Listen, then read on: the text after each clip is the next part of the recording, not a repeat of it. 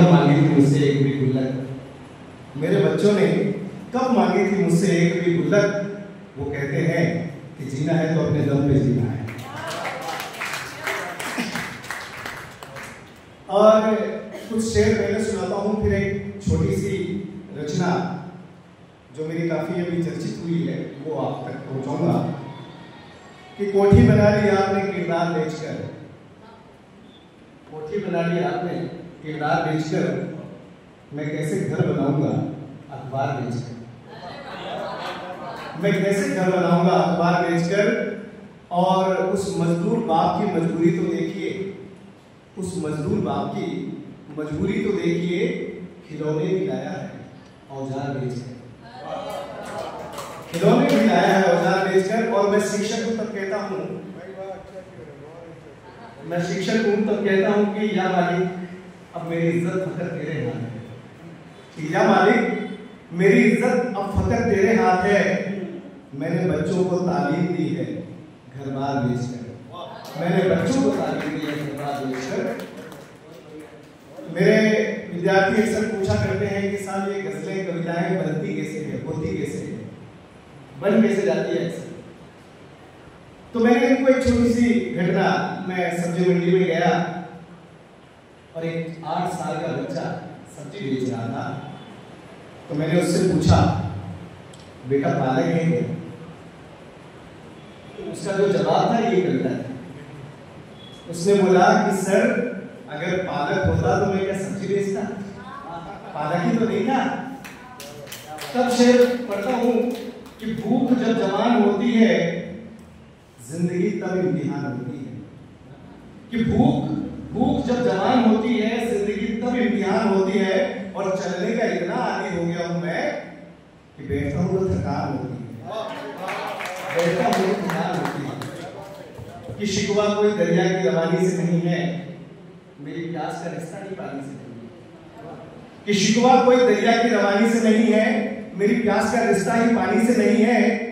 और बुझी ने प्यास तो खत्म अपनी जिंदगी कर ली, बुझी ने प्यास तो खत्म अपनी जिंदगी कर ली। नदी ने जाकर समंदर में खुदकुशी कर ली, नदी ने जाकर समंदर में खुदकुशी कर ली। और अक्सर मुझे तकलीफ होता है, मैं आदरणीय अनिल जी का इसलिए बड़ा फैन हूं कि ये दिखावा नहीं करते। अक्सर मंचों पर जो लोग दिखते कुछ और है होते कुछ और है, उनके लिए मैंने 4 कविता लिखी सर। कि मंच से जिसने बेगुनाह परिंदों के गीत गाए थे, मंच से जिसने बेगुनाह परिंदों के गीत गाए थे, तालियों की गड़गड़ाहट और खूब दाद पाए थे, ये उन परिंदों का नसीब ही है दोस्तों, ये उन परिंदों का नसीब ही है दोस्तों। शाम खाने में उसने मुर्गे ही बनाए, शाम खाने में उसने। ये दोहरा चरित्र जब तक हमारे बच्चों से, जब तक हमारे अंतर आत्मा से नहीं जाएगा, तब तक मैं समझता हूं हमारा इस तरह के आयोजन करना सार्थक नहीं हो पाएगा। मैं कवि और एक शिक्षक होने के नाते मैं अपना दायित्व का निर्वहन किया। अब यहाँ पे आया हूं तो जो कविता का निर्वहन करना है उस पर मैं आ जाता हूँ। एक छोटी सी रचना, ये कविता अक्सर मैंने ये देखा है कि हमारी माताओं बहनों पर बहुत कविताएं लिखी गई है, हमारी माताओं पर, बहनों पर, भाभियों पर। और वो इस योग्य है भी, क्योंकि जिस घर में आदरणीय माताएं बहनें नहीं होती उस घर में त्योहार नहीं होते। तो हमारी त्योहारें ही ये हैं। मैं चाहूंगा एक बार इनके सम्मान में जोरदार तालियां बजाएं। मैंने कविता लिखी है बेटों पर, बेटों पे कविता लिखी क्योंकि बेटों पे, पिताओं पे वो बेचारे सिर्फ मूक दर्शक ही रह पाते हैं, उनको अटैक आता है क्योंकि वो गम अपने अंदर, जिनको बेगम जो है उनकी तो गम ही नहीं है, वो अपनी। खैर, मैंने बेटों पे कविता लिखी है, इसलिए लिखी है, मेरे एक मित्र हैं संजय जी जिन्होंने बेटियों पर कविता लिखी थी और बहुत ही मार्मिक कविता लिखी। तो वही मीटर लेकर और वही धुन लेकर उनको जब मैंने कॉल किया, मैंने कहा साहब ये कविता आपकी अधूरी है, बेटों को आपने इग्नोर किया है। तो उन्होंने कहा डॉक्टर साहब ये जिम्मेदारी आपकी है, अब बेटों पर आपको लिखना है। तो मैंने उसी लय में, उसी धुन में लिखा है और इसमें यह संदेश देने का प्रयास किया है कि अक्सर हम जब 12वीं पास करने के बाद बेटों को विदेश में छोड़ जाते हैं हायर एजुकेशन के लिए और इस जीवन की आपाधापी के लिए, तो वो बचपन तो खोता ही है और उसके साथ बहुत कुछ खो देता है। उस पीड़ा को लेकर एक बच्चा 12वीं क्लास में, क्या आप समझे क्या उम्र रही होगी, हायर एजुकेशन के लिए बाहर भेज देते हैं और फिर वो वहां पे अकेला, हम यहाँ पर अकेले, वो पीड़ा मैंने व्यक्त किया है। और चूंकि बेटों को सबसे ज्यादा प्रेम अपनी माँ से होती है। अच्छा, माताओं और बहनों को भी सबसे ज्यादा प्रेम लगाओ हमारे अपने पिता से, अपने भाइयों से ही होता है।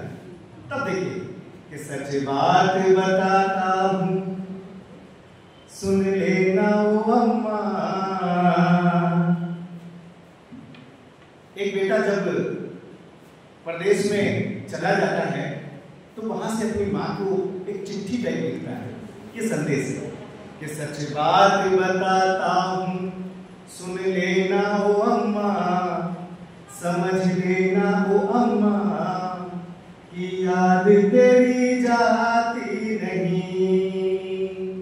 सच बात बताता हूं सुन लेना ओ अम्मा, समझ लेना ओ अम्मा कि याद तेरी जाती नहीं। क्या हुआ था स्थिति कि थाली बजी थी घर में जो पैदा हुआ था मैं, कि थाली बजी थी घर में जो पैदा हुआ था मैं, बेटा हुआ था या कोई सौदा हुआ था मैं। बेटे जब पैदा होते हैं तो बेटे पैदा नहीं होते, उनका प्रोफेशन पैदा होता है, और बेटियां पैदा होती तो बेटियां होती। हमारे घर में डॉक्टर हुआ ऐसा, हमारे घर में इंजीनियर हुआ। कि थाली बजी थी घर में जो पैदा हुआ था मैं, बेटा हुआ था या कोई सौदा हुआ था मैं, उत्सव हुआ था ऐसा कि किन्नर भी आए थे, डॉक्टर हुआ है कह के पैसे लुटाए थे। एक तू ही समझती थी, एक तू ही समझती थी बेटा मुझे अम्मा, कान्हा मुझे अम्मा की याद तेरी जाती नहीं।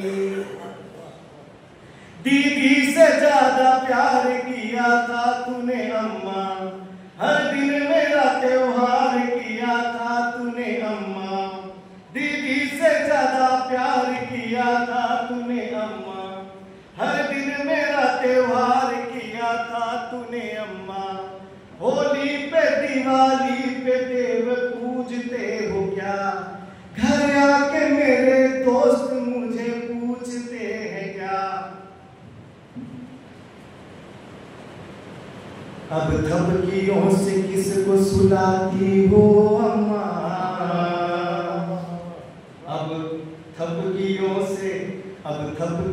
से किसको सुलाती हो अम्मा, भुला देती हो माँ कि याद तेरी जाती नहीं।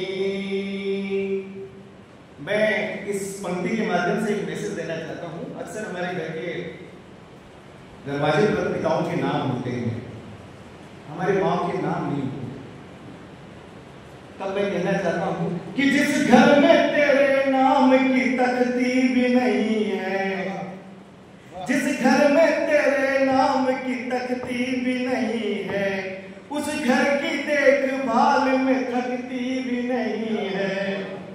भूखी रही थी खुद निवाला दिया मुझे, कागज के लिए देश निकाला हुआ मुझे।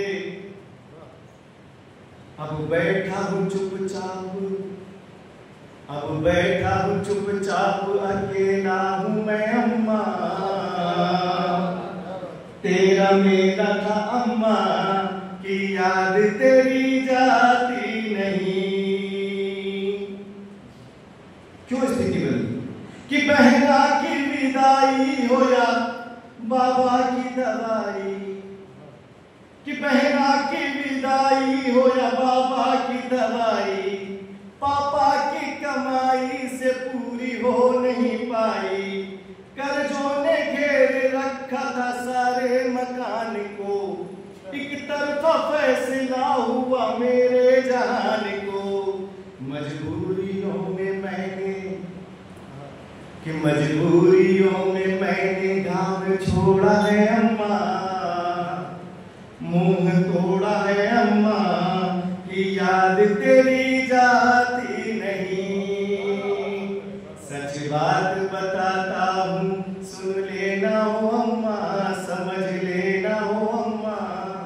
एक सत्य यह है कि परदेश में जाने के बाद वापस कोई लौट नहीं पाता है।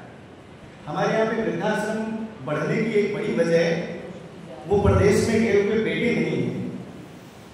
हमारी जो महत्वाकांक्षा है बेटों से बहुत ज्यादा कमा लेनी या बहुत ज्यादा बता देनी, वृद्धावस्था या वृद्धाश्रम के कारण भी हुई। तो अंतिम पंक्ति में मैं निवेदन करता हूं कि मैं जा रहा हूं आऊंगा शायद ही लौट के, कि मैं जा रहा हूं आऊंगा शायद ही लौट के, घर की जरूरतों के लिए खुद को घोट के, घर ही के लिए घर से बहुत दूर हूं मैं माँ, घर ही के लिए घर से बहुत दूर हूं मैं माँ, परिवार के ही सपनों से मजबूर हूं मैं माँ।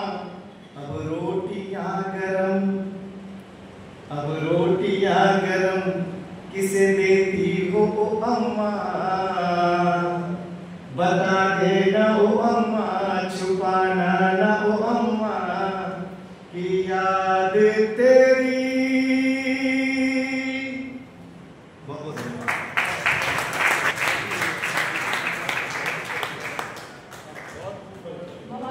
बहुत सुंदर प्रस्तुति रही आपकी। सामाजिक संगतियों